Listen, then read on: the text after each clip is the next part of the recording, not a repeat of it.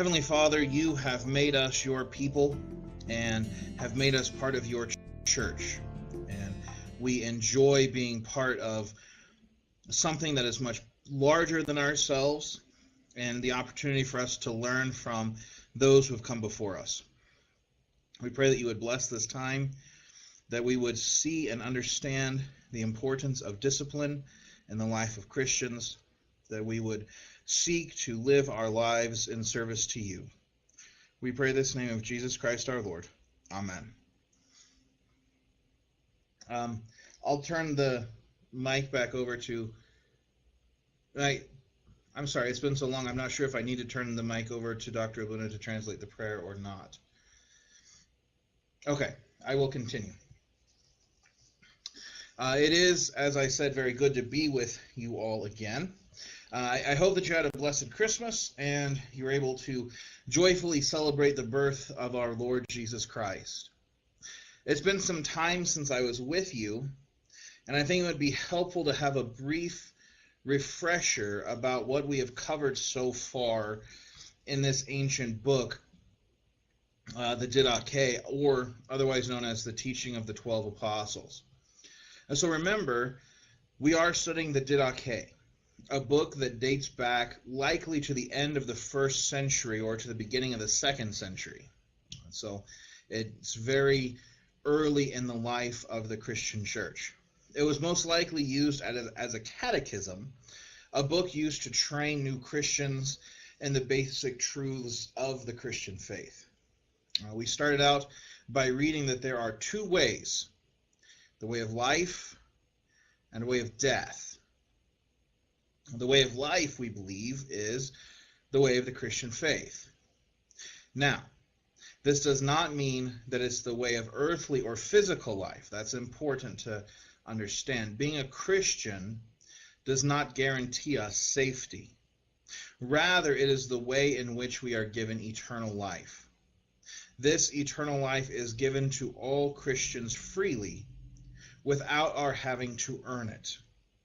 But this freedom does not and should not manifest itself into disorder or rampant sin.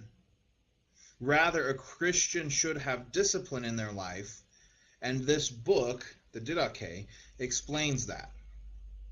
So we begin to see a description of what this Christian life should look like in chapter 4 of the Didache, which we began to look at the last time I was with you. We read the first half of chapter 4. So let us then today move to finishing our reading of chapter 4 of the Didache. So the Didache continues where we left off before. You will not remove your hand from your son or your daughter, but from youth you shall teach them the fear of God. Now this teaching about child rearing is something that is indeed drawn from the Scriptures. There are in particular many references in the Old Testament that are reflective of this teaching. So the Didache, again, is drawing the teachings of Scripture and putting them there before Christians. So for example, we read many examples of this in the book of Proverbs, which is a book of wisdom. Whoever spares the rod hates his son, but he who loves him is diligent to discipline him. We also see, train up a child in the way that he should go, even when he is old, he will not depart from it. And finally, there are these words from Proverbs 29. The rod and reproof give wisdom, but a child left to himself brings shame to his mother. When the wicked increase, transgression increases, but the righteous will look upon their downfall. Discipline your son, and he will give you rest. He will give delight to your heart. Now, such teachings certainly seem to invite using a very strong hand in the discipline of children. And historically, this has sometimes been the case as well. The easy kind of interpretation that can arise from these readings is a system of very harsh judgments and severe punishments. It's important, I think, to remember that what the purpose is of discipline in the Christian home. Why does the Christian parent discipline their child? It's to help that child to grow in knowledge and fear of the Lord. And this fear does not and should not be an irrational kind of terror, but should be a right and proper understanding of who God is. And this is what we see communicated in Deuteronomy chapter 6, verse 7. You shall teach them diligently to your children, and shall talk of them when you sit in your house, and when you walk by the way, and when you lie down, and when you rise.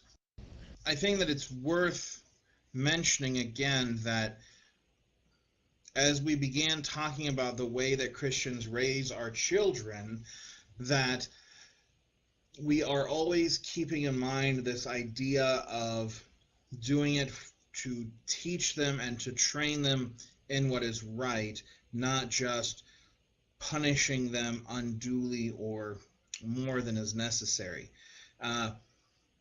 This idea of keeping in mind the reason for our discipline is found also in Paul's teachings in the New Testament. There we read, Christian, obey your children, obey your parents in the Lord, for this is right. Honor your father and mother. This is the first commandment with a promise, that it may go well with you and that you may live long in the land.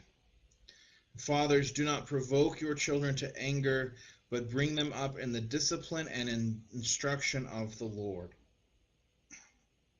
He says again in his letter to the Colossians in chapter 3, Fathers, do not provoke your children lest they become discouraged. So you see, discipline is meant to be a tool to help teach our children, not to punish them in cruelty. This is something very important. Now, remember, Jesus does not tell us that we don't need to honor our father and mother, that we don't need to respect or care for them, but we also then, when we become parents, should not turn around and treat our children cruelly either. So we continue then in the Didache. You shall not inflict any bitterness upon your bondservant, who is a slave, or maidservant, who hope in the same God, or else they might not fear God, who is over you both. For he comes not to call according to the outward appearance, but according to those who the Spirit has prepared. Now we must understand that one of the truly radical things about Christianity in the first century, and even into the modern day, was the treatment of the members of the church. In the outside world, the culture was greatly divided, with many different social classes and divisions. However, in the church, these divisions are done away with. We see this in the book of Galatians. There is neither Jew nor Greek, there is neither slave nor free, there is no male and female, for you are all one in Christ Jesus. And if you are Christ's, then you are Abraham's offspring, heirs according to promise. So this equality amongst Christians was also supposed to manifest then outside of the worship service as well. This is why God says in Colossians 4, Masters, treat your bondservants justly and fairly, knowing that you also have a master in heaven. So you see, it's wrong for a master to abuse his servant, especially doing so and then enjoying it. That kind of cruelty, again, is not what the Christian life is meant to be. And this meant that the primary determining factor then for one standing in the church was whether or not they believed. And for those who were in the church, those who believed, there was no distinction. This radical kind of equality is found in 1 Corinthians. So then, my brothers, when you come together to eat, wait for one another. If anyone is hungry, let him eat at home, so that when you come together it will not be for judgment. About the other things I will give directions when I come. See, the problem that Paul is concerned with here is that rich members of the congregation were eating all of the food and leaving none for the poorer members. In the same way, in the book of James, God condemns congregations for showing preference to the wealthy while ignoring or mistreating the poor, which we read those passages from the book of James last time I was with you. Now, of course, Scripture doesn't only speak to masters, but it also speaks to slaves. And as such, there were slaves in the church and who were being taught with the Didache. So, the Didache continues then, "But you bondsmen shall be subject to your masters as a type of God, in modesty and fear." So you see, the relationship between master and bondservant is not meant to be a one-way street.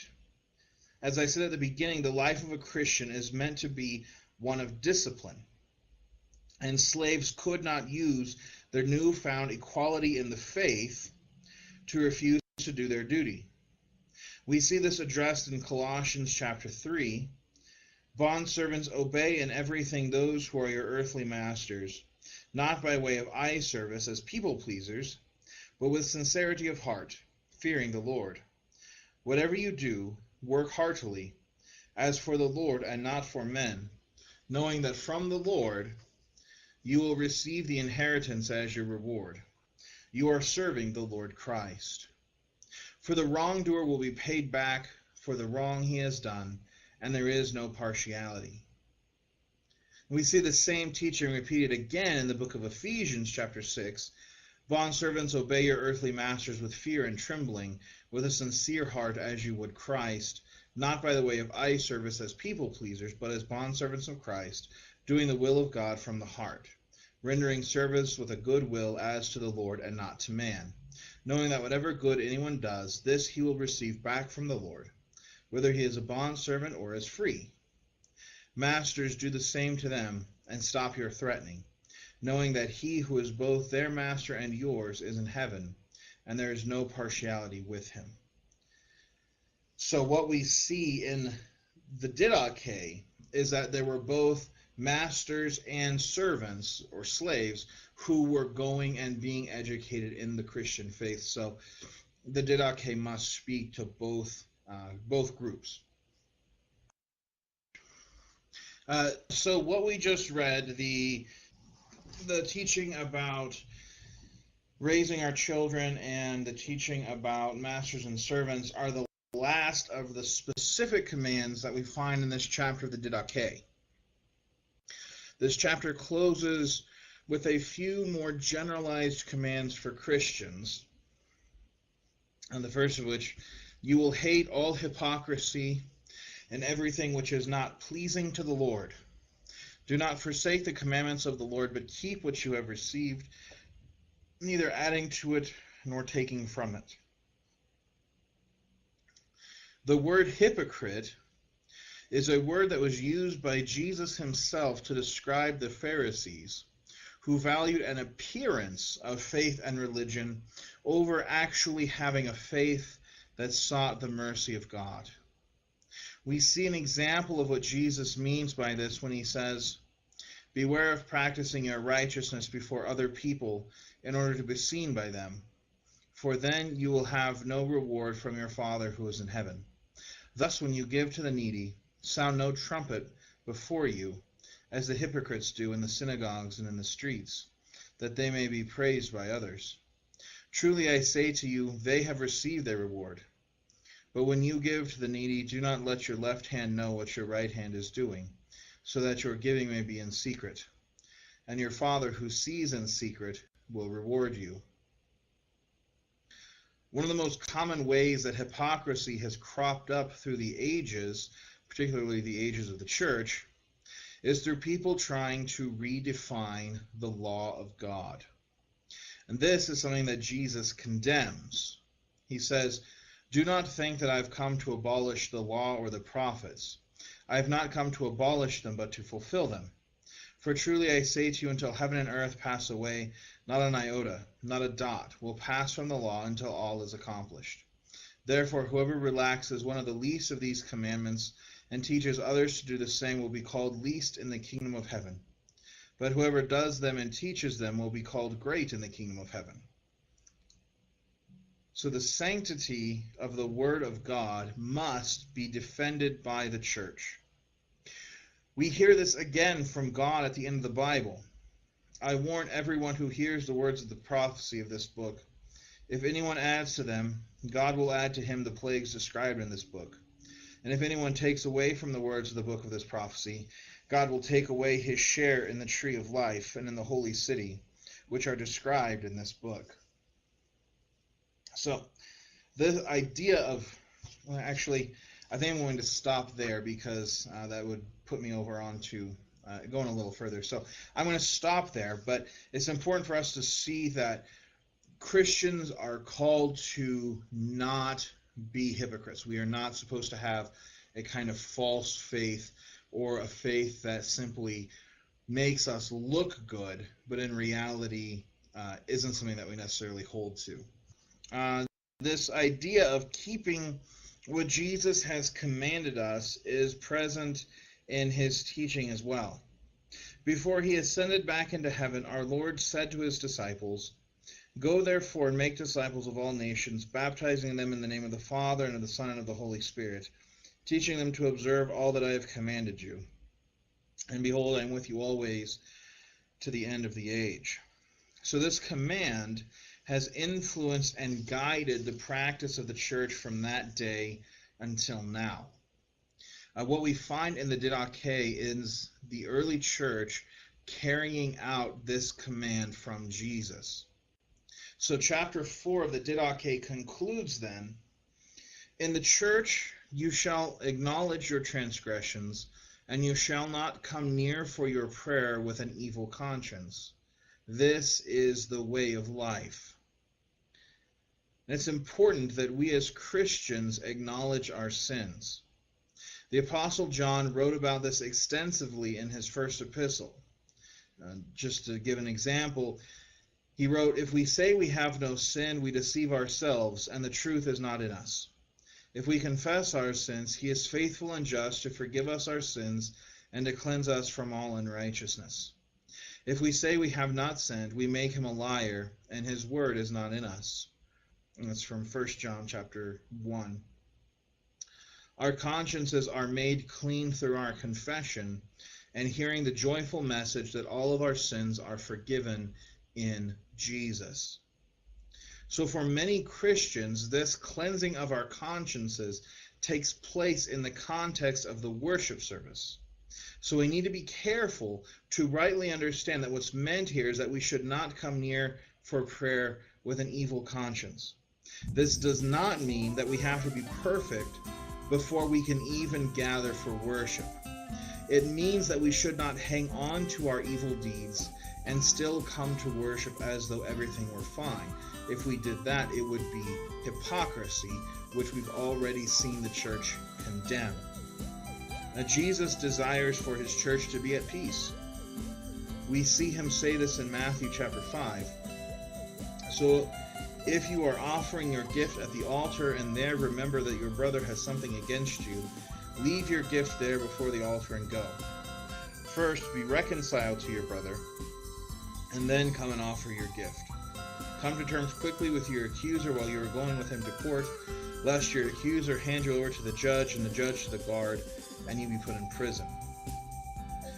So, this is the way of life that Christians have known for centuries, and that Christians have followed for centuries. It's not a way of earning our salvation, but it is our way of living out our faith and showing the world what we have been given by our God.